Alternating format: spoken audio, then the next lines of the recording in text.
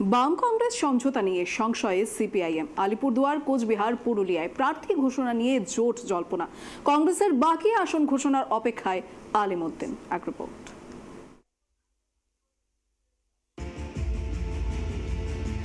কংগ্রেসের বাকি আসনে প্রার্থী দেওয়ার জন্য আরও অপেক্ষা করতে চাইছে সিপিএম।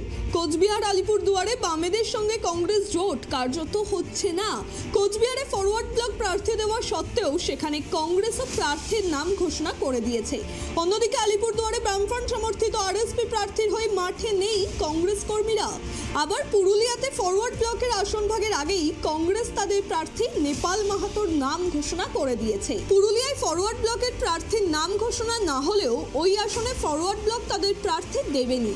ফলে এখনো পর্যন্ত পরিস্থিতি যেদিকে এগোচ্ছে তাতে স্পষ্ট, আলিপুরদুয়ার, কোচবিহার ও পুরুলিয়ায় বাম প্রার্থীকে সমর্থন করবে না কংগ্রেস। আলিপুরদুয়ারেও কংগ্রেস নেতা কর্মীদের একাংশ বাম প্রার্থীকে মানতে একেবারেই নারাজ। ফলে কংগ্রেসের হাত ধরে রাখতে গিয়ে এই তিনটি আসন নিয়ে মহা ফ্যাসাদে পড়েছে সিপিআইএম।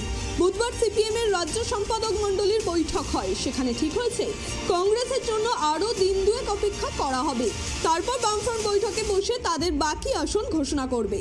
কংগ্রেস আলাদাভাবে আরও 3টি আসন ঘোষণা করবে। উল্লেখ্য, কংগ্রেসের সঙ্গে অবশ্য সিপিআইএম হাত মিলিয়ে চলার দৃষ্টান্তই রাখতে চলেছে। তেমনই সাক্ষী 45 নম্বর আমহা স্ট্রিট। প্রয়াত প্রাক্তন প্রদেশ সভাপতি সৌমেন মিত্রের কার্যালয়কে সিপিএম ও কংগ্রেসের যৌথ কেন্দ্রীয় নির্বাচনী অফিস করে প্রচারে নামছেন উত্তর কলকাতার কংগ্রেস প্রার্থী বর্ষিয়ান প্রদীপ ভট্টাচার্য।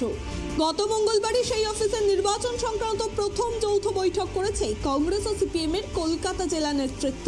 এদিকে নাম প্রকাশে অনিচ্ছুক বামফ্রন্টের শরিক দলের এক নেতার কটাক্ষ দেখে মনে হচ্ছে সব ভোট যেন মুর্শিদাবাদেরই হচ্ছে।